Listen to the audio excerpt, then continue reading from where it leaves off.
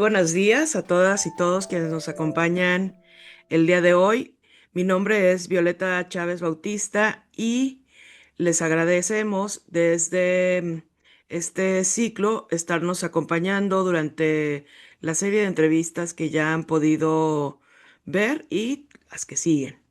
Em, Les damos el nombre del Colegio de Investigación Interdisciplinaria en Ciencias Sociales, la Red Iberoamericana de Investigación en Imaginarios y Representaciones, el Grupo de Trabajo Corporalidades y Tecnologías de la UNAM, el Instituto de Formación e Investigaciones Jurídicas de Michoacán y la Clínica de Derechos Humanos y Derecho Ambiental de la Universidad del Estado de Amazonas de Brasil, además del Comité de Organización. Los saludamos y le damos la bienvenida a la doctora Teresa Galicia, que el día de hoy nos viene a acompañar y a contar el trabajo que ella realiza haciendo investigación sobre pedagogía crítica. Muy buenos días, Teresa, bienvenida. Muchas gracias por haber aceptado esta participación en el ciclo. Y como primera parte de esta pequeña charla de divulgación, te voy a pedir que por favor te presentes a ti misma. Adelante. Bueno, yo soy María Teresa Galicia Cordero, soy profesora normalista de origen y me he dedicado a esta parte de la pedagogía crítica, entrelazando como aportes teóricos y metodológicos las representaciones sociales y los imaginarios. Entonces, es algo que ha sido retador, pero que ha permitido el encontrar en las experiencias de las personas qué es lo que investigo, qué es a lo que más me acerco a través de diferentes metodologías y aportes teóricos, pero básicamente lo que a mí me ha interesado y me sigue interesando es lo que sienten, piensan y hacen las personas, y a partir de ahí generan acciones que yo creo que la pedagogía crítica es lo que te pide, tomando como base esta parte de la educación emancipadora y todos sus aportes que tienen que ver con la visualización crítica de la realidad social y a partir de ahí accionar para transformar este mundo. Muchas gracias, Teresa, por dejarnos conocer un poco quién eres tú y cuáles son tus intereses. Em, Nos dices que la pedagogía crítica está orientada a la práctica y a la transformación de la realidad. Es un enfoque de entre varias perspectivas que hay para la pedagogía y nos gustaría saber qué fue lo que despertó en ti la pasión por ese enfoque o la decisión de adoptarlo como guía teórica. ¿Cómo llegaste a él? Bueno, yo en realidad empecé a trabajar esto como docente de diversos niveles educativos. Empecé en la primaria, luego en la secundaria, luego estudié una licenciatura, luego una maestría y un doctorado. Sin embargo, paralelamente, cuando yo era docente en primaria y secundaria, yo hice actividades con Observatorio Ciudadano de la Educación, una asociación civil que precisamente cuestionaba las políticas públicas a través de diversas acciones, con resultados de investigación y publicaba una serie de comunicados en el periódico La Jornada. Estos comunicados tenían como finalidad específica el buscar esos cuestionamientos al gobierno, a las autoridades educativas, sobre la implementación de ciertos programas que en el discurso sonaban muy bien, pero que en realidad lo que reflejaban era que eran simulaciones. Eso me permitió orientar tanto mi práctica docente e iniciar investigación para ver qué pasaba en ese momento con los docentes sobre algunas estrategias pedagógicas que les estaban marcando desde la autoridad educativa. Lo que yo empecé a percibir es que ellos repetían también un discurso y poco trabajaban la parte transformadora. Entonces, busqué los fundamentos de la pedagogía de Freire y a partir de ahí me empecé a nutrir de todo ello para ir paralelamente trabajando mi docencia, investigando, pero también trabajando en acciones de incidencia civil. Entonces, ese fue mi primer acercamiento a este tipo de pedagogía y el cómo con el tiempo me di cuenta que lo más importante dentro de la realidad social son las experiencias de las personas. Si tú no te acercas a las experiencias de las personas, no puedes saber qué está pasando. A veces la investigación es pequeña, dado las situaciones en las que el financiamiento, los recursos, el tiempo, pero los pequeños espacios también te dicen mucho. Entonces yo empecé a trabajar en esos pequeños espacios y después en grandes espacios con Observatorio Ciudadano de la Educación para que pudiéramos realmente fundamentar qué es lo que se estaba haciendo y por qué se estaba haciendo. Y de ahí es como mi camino empezó a transitar hacia este devenir que realmente siempre me ha apasionado porque mientras más me acerco a las personas, mientras más me acerco a sus experiencias, me doy cuenta que es posible recuperar la esperanza. Don Pablo Latapizarre, un investigador emérito que de la UNAM, trabajé con él y precisamente él decía, hay que trabajar para recuperar la esperanza. No tiene ningún sentido el poder hacer educación, hacer investigación, plantear proyectos, plantear programas, si con ello no recuperamos la esperanza de las personas. Es por eso que estoy aquí y sigo aquí. Y pues, qué bonito camino nos has relatado, aunque sea brevemente.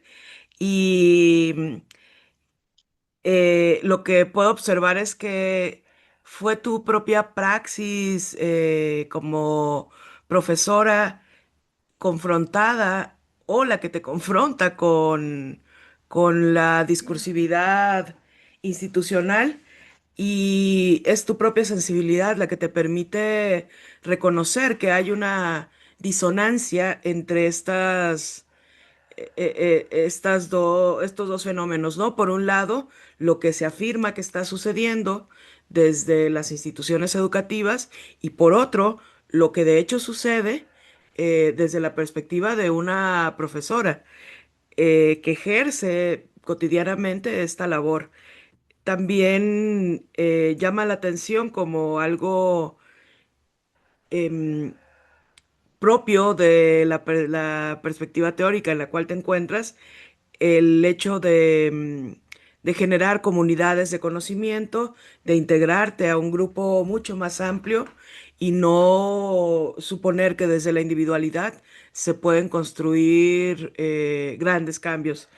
Y por último, quisiera resaltar, me llamó mucho la atención esto que recuperas de Pablo Latapí, que es la necesidad, la benevolencia de recuperar la esperanza como un impulso para seguir trabajando en la transformación de nuestras sociedades y en un crecimiento que sea positivo, digamos. En ese sentido, me gustaría, si es posible para ti, que nos compartas algún momento de tu experiencia vital que haya sido particularmente conmovedor y que te haya ayudado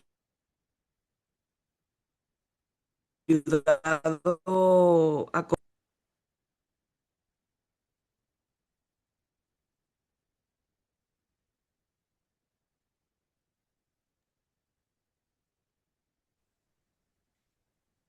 Sí, en realidad son muchos. Yo creo que precisamente estaba pensando y reflexionando sobre algunos, pero antes quisiera decirte que toda esta situación de recuperar las experiencias de diversos grupos me llevó también a encontrarme con los imaginarios y las representaciones sociales. Es decir, con ello amplié mi mirada hacia las situaciones sociales, no solamente las educativas, porque a final de cuentas la educación es un proceso social. En ese sentido, es como empecé a relacionar con los aportes teóricos y metodológicos las representaciones sociales y los imaginarios sociales, sobre todo porque las representaciones sociales son las formas de comprender y dar sentido al mundo, tal y como Schutz lo maneja desde su perspectiva teórica, y los imaginarios son las redes de significados colectivos compartidos, como Castoriadis lo plantea de manera teórica. En ese sentido es como fui trabajando con ellos y también fui funcionaria estatal del gobierno aquí en Puebla. Trabajé dentro de la Secretaría de Educación Pública después de ser docente y eso me permitió afianzar de que es muy difícil hacer cosas dentro del sector público. Es posible, pero con mucho desgaste y mucha situación de confrontación. Por tanto, empecé a trabajar con asociaciones civiles, así como esta parte de Observatorio Ciudadano. Y de manera reciente me involucré con uno que se llama Vía Educación, que habla sobre comunidades de aprendizaje. Con ellos trabajé algo muy interesante, que son prácticas docentes desde la formación dialógica. Otra vez Freire en la situación educativa, en la ruta de poder analizar la realidad. Y con ellos los acompañé hasta que hice una investigación con otros colegas de esa asociación llamada Sueños del Corazón, un seminario que se denominó Ixomecistle en la Sierra de Puebla. Aquí los maestros, a través de un proceso formativo, por eso yo trabajo también proyectos formativos, creo que la formación y la investigación están unidas de manera intrínseca y también el periodismo educativo. ¿Por qué? Porque todo eso me lleva al poder cuestionar y el poder proponer cosas desde la realidad que existe, no desde lo que yo pienso o desde lo que piensan los demás, sino desde los que están involucrados. Entonces, con ellos fue una situación, sobre todo que ellos se insertaron de manera voluntaria. Eso también es algo muy importante. No los obligó nadie, ellos hicieron el seminario con esas situaciones y con el paso del tiempo ellos transformaron su praxis educativa. Entonces, ahí es como te das cuenta de que sí hay manera de transformar la realidad. Entonces, esa es una experiencia. La otra, acabo de estar con un proyecto formativo de la UAP a invitación para asesorar personas de la tercera edad, adultos mayores, en un proyecto formativo para precisamente el poder empoderar sus experiencias para darles significado a lo que implica el autocuidado, por ejemplo, en esta etapa de la vida. Entonces, con ello te quiero decir que mis experiencias son muchas. He trabajado también con niños, narrativas visuales, para ver ellos cómo perciben y cómo sienten su escuela, pero lo más hermoso fue que fueron alumnos de primer año de primaria.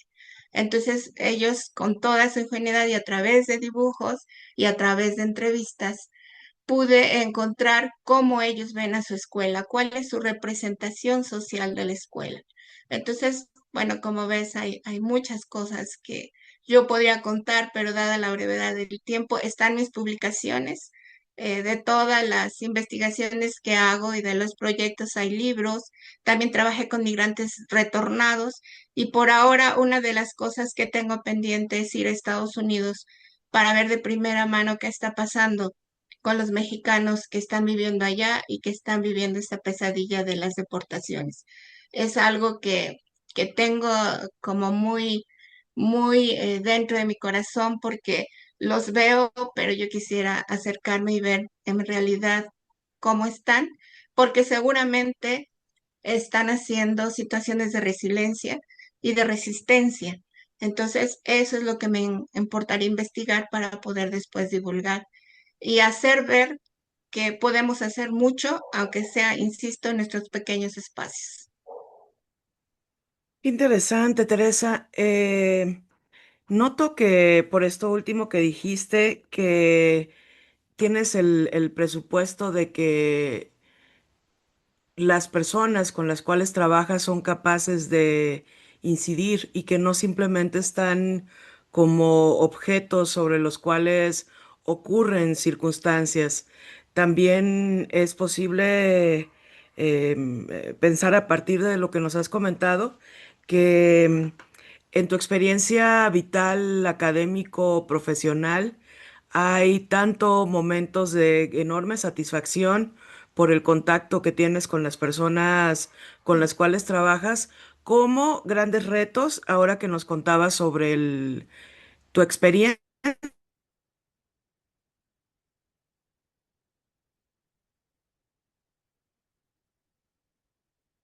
la, la resistencia que hay dentro de las instituciones, y es un área de trabajo a la cual también tenemos que aplicarnos desde la perspectiva de las ciencias sociales.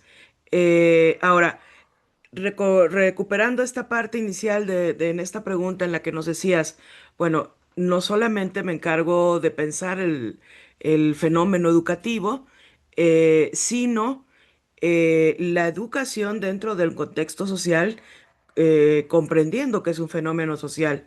¿Podrías entonces profundizar un poco más en en este trabajo que realizas, contarnos cómo lo haces y particularmente en qué consiste este enfoque de la pedagogía crítica, aunque ya lo has descrito un poco, por favor? Bueno, cuando yo trabajo con alguna asociación civil, generalmente es por invitación, porque ya conocen mi trabajo, y empieza un proceso de sensibilización para detectar qué es lo que, su sentir, qué es lo que más requieren en términos de aportes para poder seguir adelante. En ese sentido, empiezo a trabajar en modalidad taller, por eso hablo de proyectos formativos.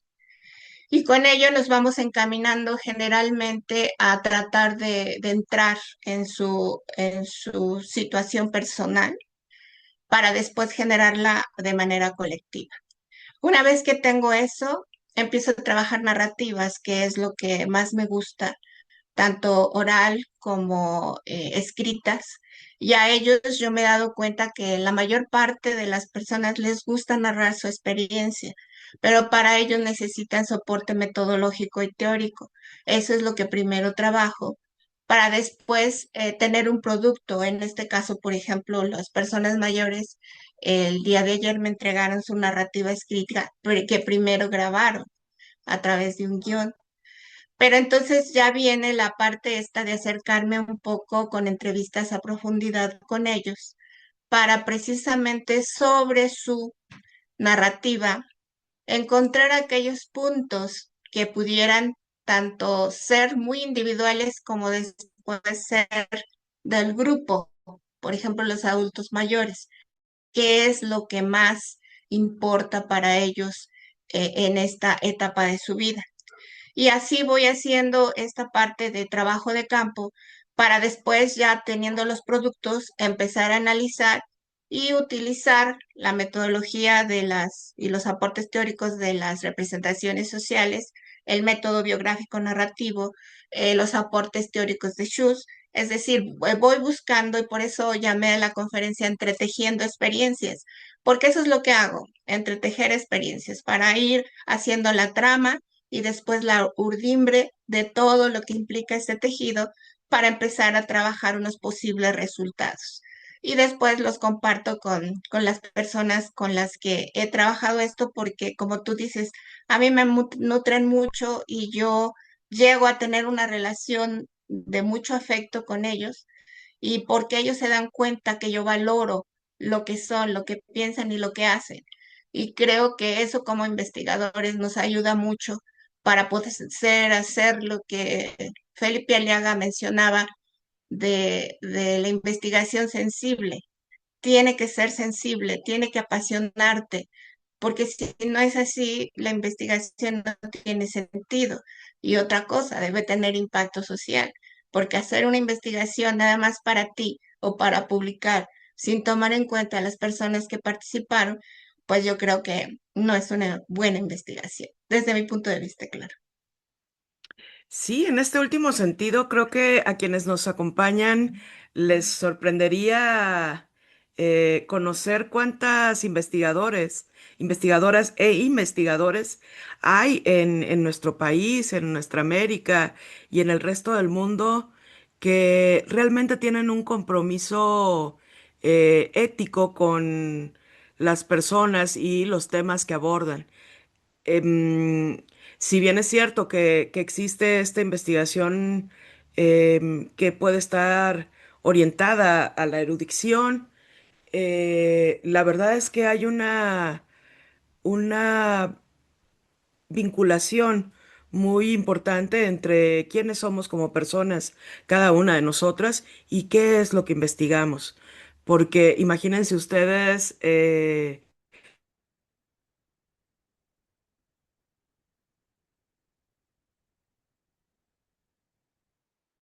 pensando en estas cuestiones, reflexionando, trabajando, investigando, buscando datos. eh, Obviamente, eso supone que es de su pleno interés. Es una toma de decisión para la vida dentro del ciclo para una investigadora y un investigador y también para un artista. Teresa, en ese sentido me gustaría que complementaras esto que decías.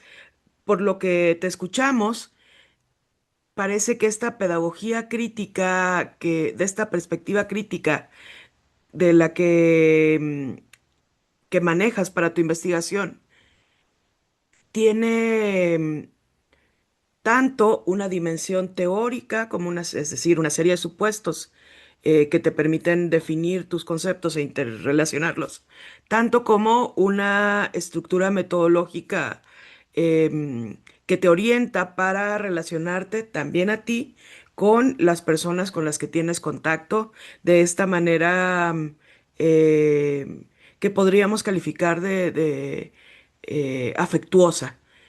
¿Nos podrías contar un poco más acerca de en qué consiste la pedagogía crítica, por favor? Bueno, la pedagogía crítica tomemos en cuenta que tiene como objetivo principal desarrollar la conciencia crítica para analizar y transformar la realidad. E implica el diálogo, la praxis y la concienciación, que implica una comprensión profunda y una crítica básica que la hizo Freire a la educación bancaria. Con esto, socialmente, yo creo que es parte importante el hecho de desarrollar el pensamiento crítico reflexivo en las personas. Actualmente en la nueva escuela mexicana se habla mucho de desarrollar el pensamiento crítico. Sin embargo, las estrategias para desarrollarlo no necesariamente logran eso. Lo podemos ver en nuestro México, el cómo cosas que pudieran ser básicas no son analizadas críticamente. Te voy a poner un ejemplo, la parte de los medios de comunicación.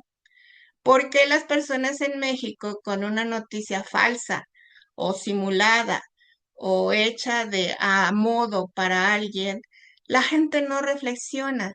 Y con ello te das cuenta que entonces nuestra educación no ha logrado, a pesar de los cambios de cada sexenio y de los proyectos y de las metodologías, seguimos siendo, no me gusta eh, criticar tanto, pero creo que es necesario decirlo, una sociedad que no reflexiona críticamente en mucho de lo que nos pasa. Y esto también se relaciona con los imaginarios sociales, es decir, cómo se construyen constructos y formas de pensar y de ser, y las personas los asimilan como ciertos, cuando deberíamos siempre cuestionar. Siempre yo creo que la base de la pedagogía crítica es el cuestionamiento hacia la realidad social. El preguntamos el por qué, para qué, hacia dónde, qué impacta con esto.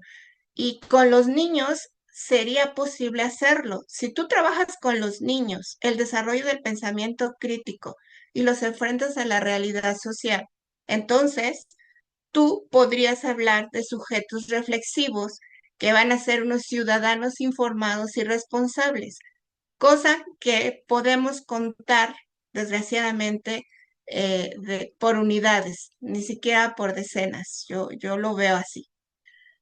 Sin embargo, con esos pocos que podemos lograr esa transformación a través de una forma diferente de ver la vida y de analizar la realidad, podemos hacer cosas. Por ejemplo, yo te quiero decir que yo he encontrado en la red iberoamericana de imaginarios y representaciones a unas personas tan sensibles, tan llenas de vida, haciendo tantas cosas.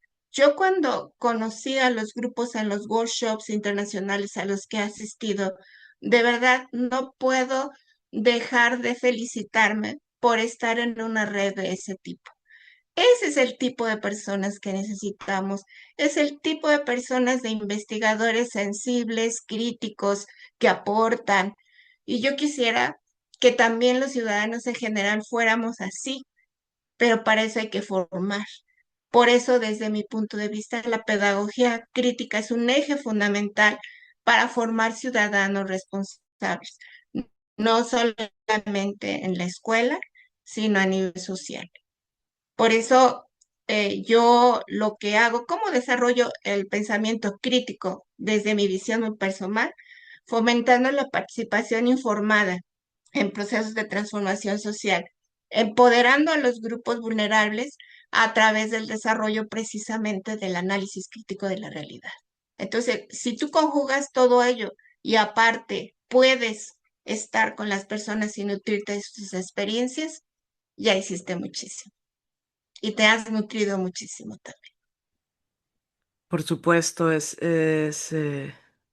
justo como lo decías al inicio, es esperanzador eh, descubrirse a una misma en esos entornos. También quiero recordarle a las personas que el día de hoy nos acompañan que hemos entrevistado a varias personas que pertenecen a esta red y que pueden encontrar sus entrevistas en la playlist de este ciclo, y van a estar completamente seguras y seguros de que Teresa nos está describiendo de manera objetiva las características de estas personas, su interés, su honestidad intelectual y sus esfuerzos constantes por hacer esto que las ciencias tienen como misión desde su origen, tratar de mejorar las circunstancias de nuestras vidas, pero no a título personal, sino como un bien público, digámoslo. Muchas gracias por esa respuesta tan completa. Ya para dar parte a la sección final de esta brevísima conferencia de divulgación, Teresa, nos gustaría saber qué es lo próximo que harás, cuáles son tus planes en este ámbito de investigación y de acción.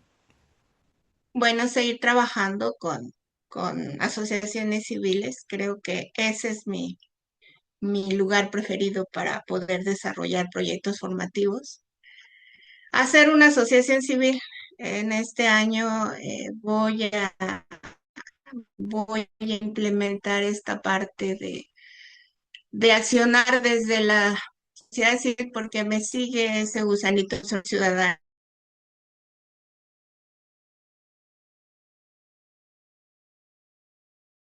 Puedo hacer con un grupo y una red conformada dentro de esa asociación civil e ir a esta investigación, seguir con mis investigaciones. Tengo una en curso en Alemania, tengo otra en curso con algunos profesores en proyectos formativos y quiero ir a Estados Unidos para ver la situación esta de lo que ocurre con ellos. El imaginario social que está construyendo el presidente de ese país nos afecta a todos.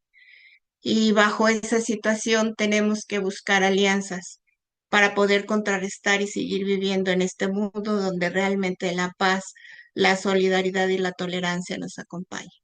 Creo que hay amenazas, hay alarmas, pero con lo que podamos hacer hay que hacerlo. Y uno de ellos es acercarme a nuestros compañeros latinos que están en Estados Unidos y ver qué podemos hacer con ellos. Muy bien. Em, Aunque ya lo has mencionado desde el inicio de esta entrevista, porque ya nos has contado cómo publicas, la variedad de actividades que realizas, las múltiples perspectivas con las que abordas tus investigaciones, y tratas de compartirlas, no está de más preguntarte directamente cómo te relacionas con otras disciplinas de las ciencias sociales y qué tan importante es para ti difundir tu trabajo. Pues yo creo que mi relación directa es con la educación, pero también con la sociología, la psicología, situaciones que me van explicando por qué las personas son así o cómo son así. También la parte esta de la antropología, el investigar hacia dónde, por qué y de dónde surgen muchas cosas. Creo que este entrelazamiento que he hecho entre la educación y la sociología me ha brindado mucho más elementos para poder abrir la mirada ante lo que se requiere realmente dentro de la formación y de la investigación. Y esto me ayuda también para poder trabajar mis artículos que semana a semana escribo, porque tengo que hacer uso de muchísima investigación para poder fundamentar aquello que estoy observando y hacia dónde va mi propuesta o mi reflexión. Entonces, bueno, es un proceso permanente, pero que, insisto, me apasiona porque siento que aquel o ellas o quienes me lean encuentren ahí que hay personas haciendo cosas, que es posible seguir adelante, que hay que resignificar las experiencias de todos de acuerdo al contexto actual para poder lograr esto. Mi emblema personal es un colibrí, porque el colibrí, a pesar de ser tan pequeño, puede subsistir en un mundo tan caótico y que sin embargo está ahí adornándonos con sus colores, su fortaleza, a pesar de ser un ser tan pequeñito. Entonces, bueno, esa soy yo y aquí estoy yo para lo que necesiten.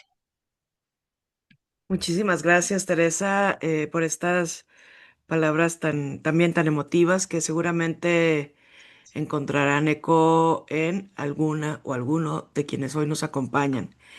Em, ya casi para terminar esta breve entrevista, me gustaría pedirte un consejo para las personas que quieran acercarse a la investigación en términos de educación y a esta perspectiva teórico-metodológica que es la pedagogía crítica, por favor. Bueno, yo asesoro tesis de doctorado y con mis alumnos y las personas que empiezan a hacer investigación.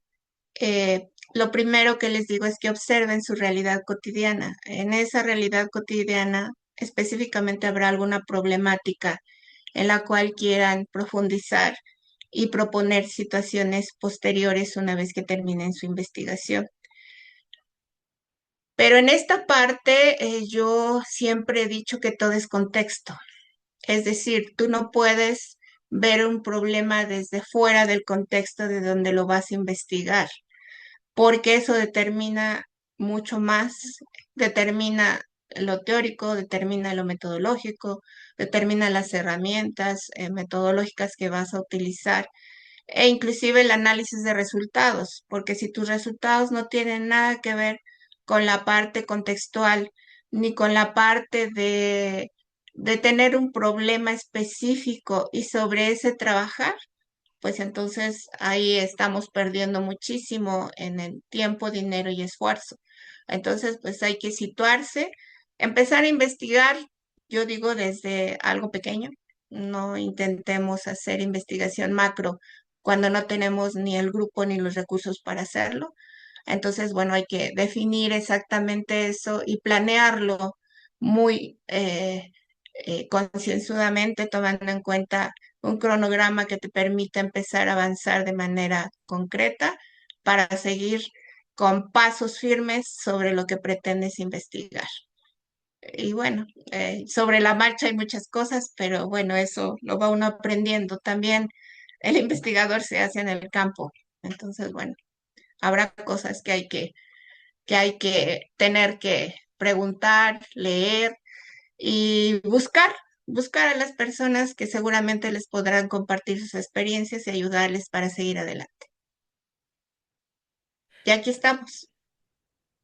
Sí, más adelante a quienes nos acompañan va a aparecer la lista de sitios en línea en los que pueden encontrar los trabajos de Teresa y también su contacto. Les recomiendo que los anoten y lo mismo si alguien tiene alguna pregunta o alguna duda acerca del trabajo de Teresa, puede escribirnos en las redes en que se comparte esta entrevista y nosotras le haremos llegar cualquier comentario a la doctora Teresa. Por último, Teresa, ¿con qué cerrarías esto? ¿Qué mensaje te gustaría dejar el día de hoy sobre las personas que amablemente nos escucharon? Pues mi mensaje sería aquello que yo aprendí con don Pablo, recuperar la esperanza. En este mundo donde al parecer cada vez hay mayores problemáticas, menos humanización y más materialización, necesitamos recuperar la esencia de lo que somos como personas, como seres humanos sensibles, que podemos compartir, que podemos interaccionar, que podemos ayudarnos. A veces yo escuchaba que si no podemos curar, cuando menos podemos acompañar. Entonces, en ese sentido, yo les pediría que sigamos adelante, resignificando las experiencias de todos para ir tratando de seguir construyendo en nuestros espacios un mundo mejor. Yo creo que la investigación nos sirve también para eso y apliquémosla para seguir adelante. Muy bien, muchísimas gracias, Teresa. Gracias sobre todo por aceptar compartir con nosotras y nosotros este trabajo que vienes realizando por un buen tiempo y de manera tan comprometida.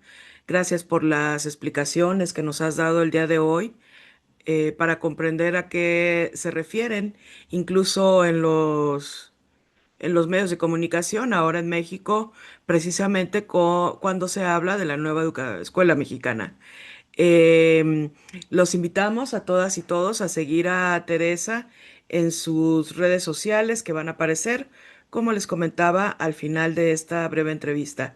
Agradecemos también al Colegio de Investigación Interdisciplinaria en Ciencias Sociales, a la Red Iberoamericana de Investigaciones en Imaginarios y Representaciones, de la que forma parte Teresa, al Grupo de Trabajo Corporalidades y Tecnologías de la UNAM, al Instituto de Formación e Investigaciones Jurídicas de Michoacán, a la Clínica de Derechos Humanos y Derecho Ambiental de la Universidad del Estado de Amazonas de Brasil y al comité de organización por haber hecho posible este ciclo de entrevistas. Les invitamos a que escuchen el resto de las entrevistas que hemos hecho para ustedes y nuevamente muchas gracias por habernos acompañado el día de hoy. Gracias, Teresa. Se despide de ustedes, Violeta Chávez, y esperamos verlos muy pronto. Hasta pronto. Muchas gracias.